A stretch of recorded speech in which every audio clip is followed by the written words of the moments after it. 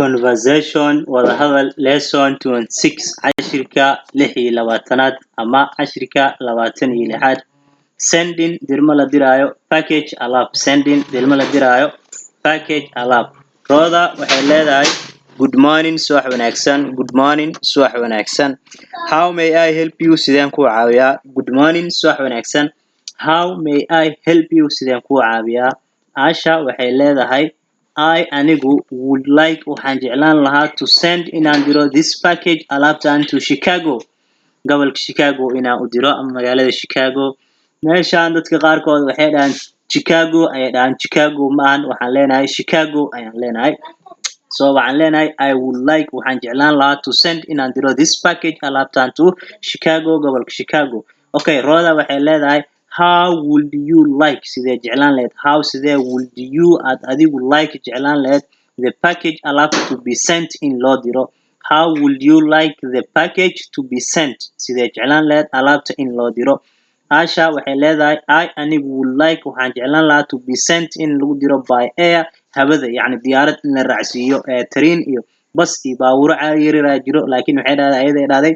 diyaarad ayaan rabaa in alaabta lagu diro by air hadii la dhaho waa diyaarad yacni alaabta waxa laga yaabaa alaab halaabays inay tahay oo dhaqso la rabo meeshii loo diraayo inay gaarto so waxay dhahday I anigu would like waxaan jeclaan lahaa to be sent by in lagu diro air hawada okay Rhoda waxay leedahay you adigu will need maxaa u baahan doontaa to pay inaad bixisid $400 $400 $400 waxay noqonaysaa $400 ah dollarka Mareykanka ay noqonaysaa you will need maxaa u baahan doontaa to pay inaad bixisid $400 $400 Mareykanka okay Asha waxay leedahay no problem dib malahan but laakiin when will it reach goorma ay gaari doontaa Chicago gobolka Chicago ama magaalada Chicago goorma ay gaari doontaa no problem dib malahan but laakiin when will it reach goorma ay gaaraysaa Chicago gobolka Chicago okay waxaa la lahay when goorte would you adigu like ayaa jeclaan lahayd yani when would you like goorma jeclaan lahayd when goorte would you like ayaa jeclaan lahayd okay waxay dhahday tomorrow morning beri subaxii okay maxaa lahay marka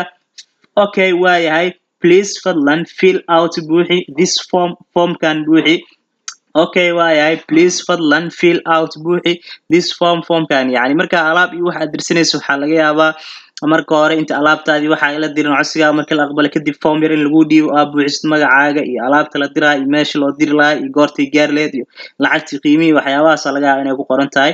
so waxaa la okay waayahay please fadlan fill out buuxi this formkani Asha waxay leedahay okay waayahay iyadoo hadal kale la hadlin waxay dhahday okay waayahay yani waan buuxini ay ka wadaa maadaama okay ay jawaabteeda ka dhigatay